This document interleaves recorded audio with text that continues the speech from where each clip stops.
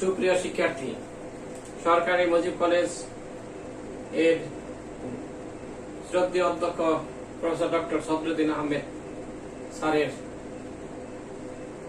প্রচেষ্টায় অনলাইন ক্লাসে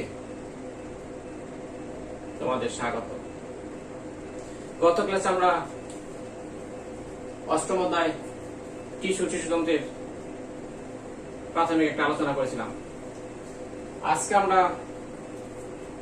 পড়াবো বাহ্যক টিস্যুর প্রকারভেদ। বাহ্যক টিস্যু কি তোমরা জানো? বাহ্যক কোষ নিয়ে গঠিত টিস্যুকে বাহ্যক টিস্যু বলা হয়। গঠন, উৎপত্তি, কাজ, অবস্থান বিভিন্ন পয়েন্টের ভিত্তিতে আমরা বাহ্যক টিস্যুকে শ্রেণীবিন্যাস করতে পারি।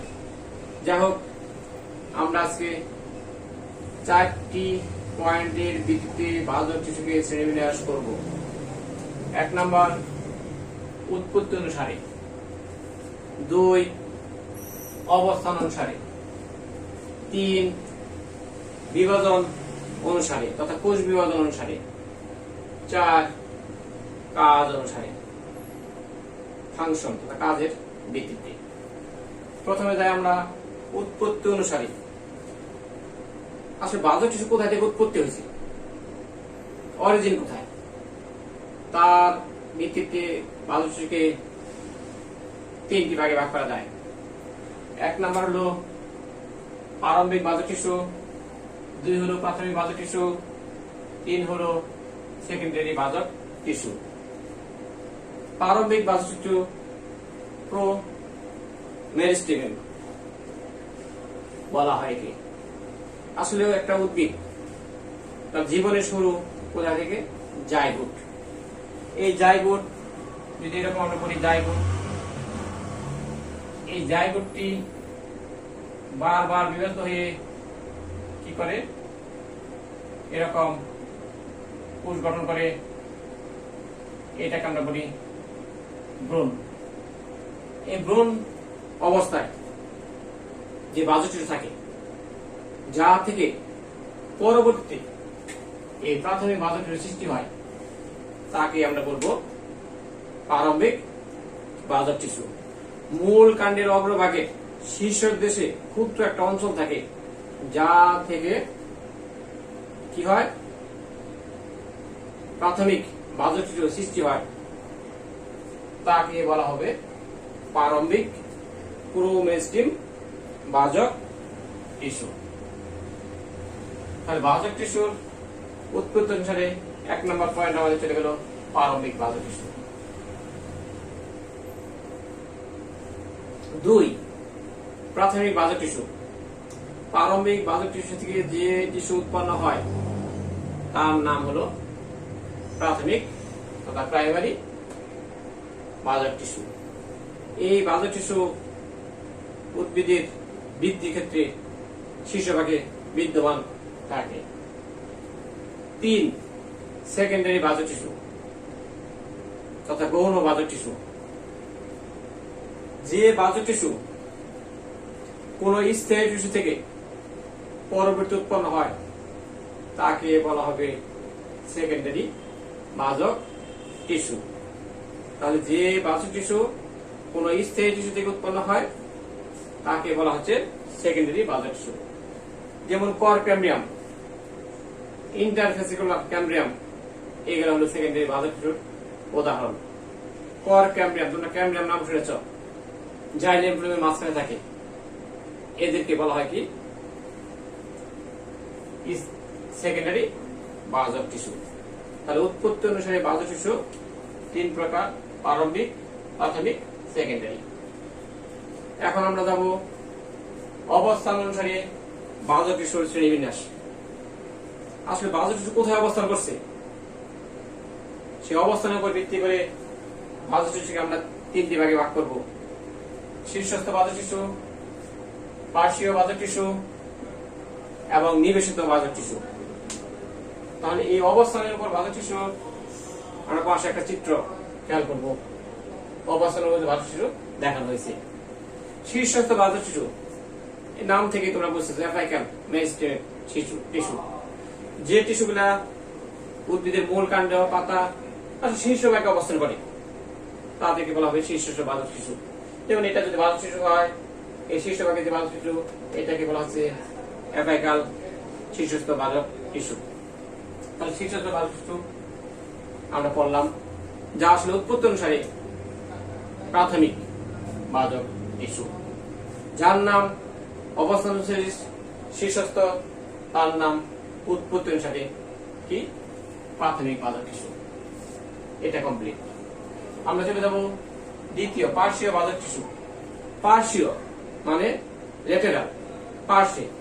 আসলে একটা গাছের কথা খেয়াল করো, লম্বা যেমন হয় তা আবার বেরও বাড়ে, গৌণ বৃদ্ধি হয়। এই যে বের বাড়ে এটাই পার্শ্বীয় বাহ্যক টিস্যুর কারণে।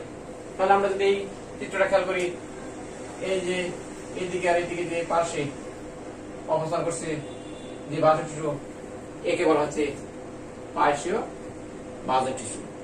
পার্শ্বীয় বাহ্যক টিস্যু উদ্ভিদের বের বৃদ্ধিতে ভূমিকা রাখে। আমরা উৎপত্তি অনুসারে যাকে বললাম সেকেন্ডারি বাহ্যক টিস্যু, অবস্থান অনুসারে আমরা তাকে বলবো পার্শ্বীয় বাহ্যক টিস্যু। এটাকে যদি আমরা কেটে এরকম ভাবে খেয়াল করি, তাহলে খেয়াল করো এই বাহ্যক টিস্যুকে আমরা এরকম ভাবে কাটলাম, এর পাশে যে বাহ্যক টিস্যুগুলো থাকতেছে এটাই হলো পার্শ্বীয় বাহ্যক টিস্যু, যাদেরকে বলা হয় ল্যাটেরাল মেরিস্টেমের টিস্যু। 3 নাম্বার নিবেশিত তথা ইন্টারক্যালারি বাহ্যক টিস্যু। দুটি স্থায়ী টিস্যুর মাঝে অবস্থিত বাহ্যক টিস্যুকে বলা হয় ইন্টারক্যালারি বা নিবেশিত বাহ্যক টিস্যু। আমরা খেয়াল করতেছি একটি, এটা এই দুটা হলো কি স্থায়ী টিস্যু, এটাও স্থায়ী টিস্যু, এটাও স্থায়ী টিস্যু। এই স্থায়ী টিস্যুর মাঝে যে বাহ্যক টিস্যু বিদ্যমান এদেরকে আমরা বলবো কি নিবেশিত বাহ্যক টিস্যু তথা হলো ইন্টারক্যালারি বাহ্যক টিস্যু। যে বাহ্যক টিস্যু উদ্ভিদের পত্রমূল, পর্বমধ্য এর সমস্ত জায়গায় অবস্থান করে। এটা হলো নোট, নোট মানে পর্ব, যে জায়গা থেকে মূল কাণ্ড, পাতা, ফুল, বৃন্ত এরা সৃষ্টি হয় তাকে বলা হয় নোট। নোটের ক্ষেত্রে থাকে যে বাহ্যক টিস্যু, আবার এর মাঝখানে আবার এই নোট, এই যে এরা হলো ইন্টারক্যালারি বাহ্যক টিস্যু। এটা হলো স্থায়ী টিস্যু। ধরো এর মাঝখানে তোমার এটা এটা এটা এগুলো হলো নিবেশিত বাহ্যক টিস্যু। অবস্থান অনুসারে বাহ্যক টিস্যু শ্রেণীবিন্যাস কমপ্লিট। আমরা এখন যাব বিভাজন অনুসারে তথা কোষ বিভাজন অনুসারে বাহ্যক টিস্যুকে 3টি ভাগে ভাগ করা যায়। 1 নাম্বার যাব আমরা কি মাস বাহ্যক টিস্যু, 2 নাম্বার হলো প্লেট, 3 নাম্বার হলো যাব রিফ। প্রথমে যাই মাস। মাস মানে ঘন। কোন একটা টিস্যুকে যদি আমরা যে কোনো তলে বিভাজন করতে পারি তাকে বলা হবে মাস। সকল তলে, যেমন আমরা ধরি একটা টিস্যু, এটাকে এদিকে এদিকে এদিকে এদিকে সকল দিকে যদি বিভাজন করা সম্ভব হয় তাদেরকে বলা হচ্ছে মাস বাহ্যক টিস্যু। অথবা একটা টিস্যু এরকম এদিকে এদিকে এদিকে বিভাজন হচ্ছে, এরকম বিভাজন হচ্ছে সকল দিকে, তাহলে আমরা একে বলবো মাস বাহ্যক টিস্যু। তাহলে মাস বাহ্যক টিস্যু কমপ্লিট। উদ্ভিদের ক্ষেত্রে মজ্জা সৃষ্টি হয় এই ভাঁজ মাজক টিস্যু থেকে বিভাজনের ফলে। 2 প্লেট। প্লেট আসলেও তোমরা তো প্লেট বুঝো, প্লেট মানে চ্যাপ্টা আসলে যেটা হয়ে থাকে। তাহলে এই প্লেট যেটা একটা বাহ্য টিস্যু যখন 2টি দলে বিভাজিত হয় তখন তাকে বলা হয় প্লেট। যেমন পাতার ক্ষেত্রে এটা এই ধরনের বাহ্য টিস্যু বিদ্যমান। পাতা এইদিকে বিভাজিত হতে পারে, এইদিকে। পাতা চ্যাপ্টা যেটা শুধু 2 তলে বিভাজিত হতে পারে সেটাকে বলা হচ্ছে তোমার প্লেট বাহ্যক টিস্যু। তাহলে প্লেট বাহ্যক টিস্যুর বিভাগ আমরা উদাহরণ দিলাম পাতা, যেটা চ্যাপ্টা পুরুত্ব কম, দৈর্ঘ্য প্রস্থ আছে, পুরুত্ব কম, এদের ক্ষেত্রে যে বিভাজন এবং এই বাহ্যক টিস্যুগুলো হলো প্লেট বাহ্যক টিস্যু বলা হয়। 3 নাম্বার হলো রিফ। রিফ হলো আসলে আমাদের পাঁজরের হাড়, বুকে যে হাড় থাকে তাদেরকে রিফ বলা হয়। রিফ পরশুকা, আমাদের 12 জোড়া পরশুক আছে। এই 12 জোড়া পরশুকা যারা আসলে দেখতে এরকম বাঁকা রিফ, এদের কি একটি তলে যে বাহ্যক টিস্যুকে একটি মাত্র তলে বিভাজন করা যায় তাদেরকে বলবো আমরা রিফ বাহ্যক টিস্যু। রিফ বাহ্যক টিস্যু। রিফ বাহ্যক টিস্যু যা বুকের পাঁজরের হাড় তথা পরশুকা এর আকৃতি হয়ে থাকে। এটা খেয়াল রাখতে হবে। এটা তো আমাদের এমসিকিউতে এরকম কোশ্চেন আসে। আর বিভাজন, কোষ বিভাজন অনুসারে বাহ্যক টিস্যুর প্রকারভেদ আমরা 3 ধরনের করলাম। এরপরে আমরা 4 নাম্বার পয়েন্ট, কাজের ভিত্তিতে বাহ্যক টিস্যুর শ্রেণীবিন্যাস করব।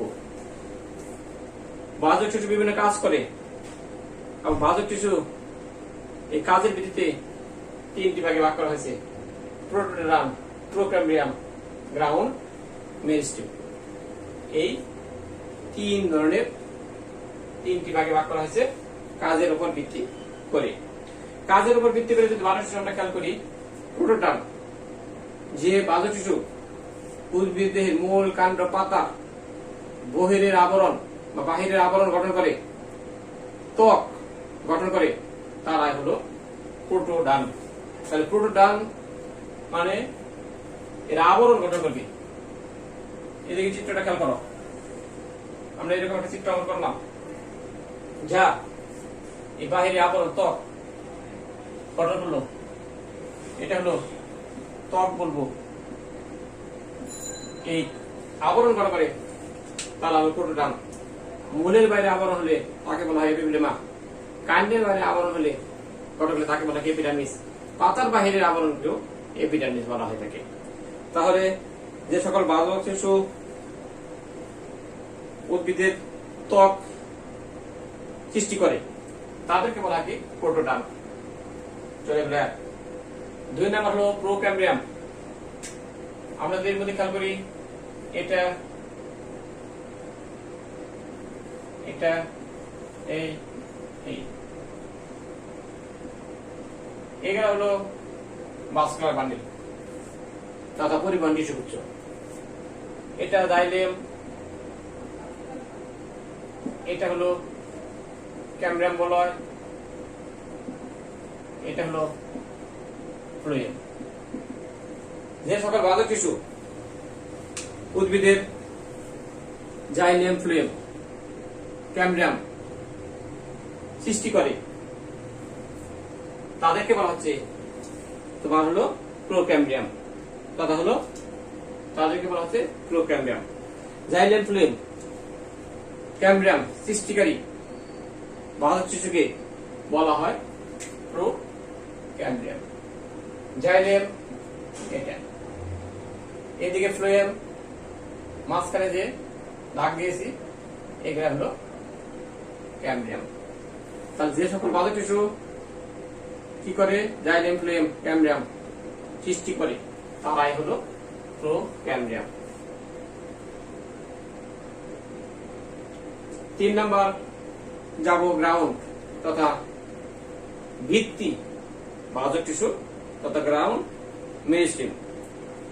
শীর্ষস্থ বাহ্যক টিস্যুর যে অংশ বারবার বিরত হয়ে উদ্ভিদের মূল ভিত্তি গঠন করে, ভিত্তি, সেটা হলো গ্রাউন্ড বাহ্যক টিস্যু বা গ্রাউন্ড মেরিস্টেম।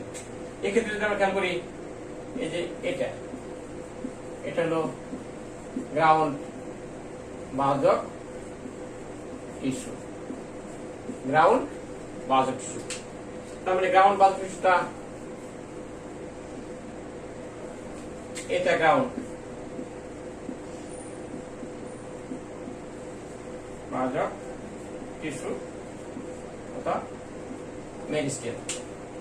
এই হলো কাজ অনুসারে বাহ্যক টিস্যুর শ্রেণীবিন্যাস। বাহ্যক টিস্যু আমরা শ্রেণীবিন্যাসটা কমপ্লিট করলাম। তাহলে বাহ্যক টিস্যু 4টি পয়েন্টে আমরা শ্রেণীবিন্যাস করব। 1 নম্বর হলো উৎপত্তি অনুসারে 3 প্রকার: প্রারম্ভিক বাহ্যক টিস্যু, প্রাথমিক বাহ্যক টিস্যু, সেকেন্ডারি বাহ্যক টিস্যু। 2 নম্বর হলো অবস্থান অনুসারে শীর্ষস্থ বাহ্যক টিস্যু, পার্শ্বীয় বাহ্যক টিস্যু এবং নিবেশিত বাহ্যক টিস্যু, যাকে বলা হয় ইন্টারক্যালারি বাহ্যক টিস্যু। 3 নম্বর পয়েন্ট হলো কোষ বিভাজন অনুসারে বাহ্যক টিস্যু 3 প্রকার: মাস বাহ্যক টিস্যু, প্লেট এবং ডিপ। 4 নম্বর হলো কাজের অনুসারে বাহ্যক টিস্যু 3 প্রকার: প্রোটোটার্ম, প্রোক্যাম্বিয়াম, গ্রাউন্ড মেরিস্টেম তথা হলো ভিত্তি বাহ্যক টিস্যু। তাহলে বাহ্যক টিস্যুর শ্রেণীবিন্যাস কমপ্লিট কথাই বলো। তাহলে আজকে আমরা বাহ্যক টিস্যুর শ্রেণীবিন্যাস শেষ করলাম। এরপরে আমরা অল্প একটু জানবো তোমার কি স্থায়ী টিস্যু। স্থায়ী টিস্যু তোমাদের সিলেবাসে নেই, তবু আমরা অল্প এ সম্পর্কে জেনে নিব। আমরা আগেই বলেছিলাম প্রথম ক্লাসে স্থায়ী টিস্যু কাকে বলে। যে টিস্যুগুলা বিভাজন অক্ষম, বিভাজন হতে পারে না, তাদেরকে বলা হয় কি স্থায়ী টিস্যু। স্থায়ী টিস্যু সম্পর্কে তোমরা ক্লাস 9-10 পড়ে আসছো। স্থায়ী টিস্যু মূলত 3 প্রকার তোমরা জানো। 1 নম্বর হলো সরল টিস্যু, 2 নম্বর হলো জটিল টিস্যু, 3 নম্বর হলো ক্ষরণকারী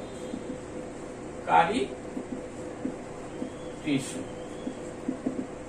এই 3 ধরনের সরল টিস্যু, যে সকল টিস্যু তথা স্থায়ী টিস্যু কোষগুলা গঠন, আকার, আকৃতি একই প্রকৃতি, তাদেরকে বলা কি সরল টিস্যু।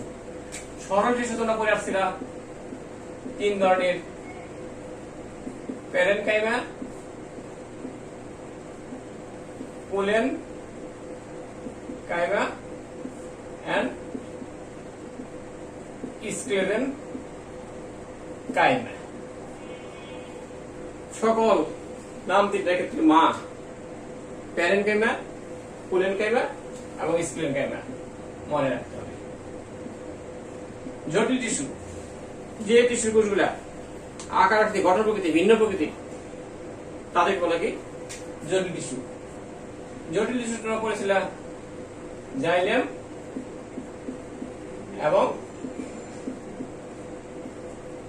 ফ্লোয়েম। জাইলেম,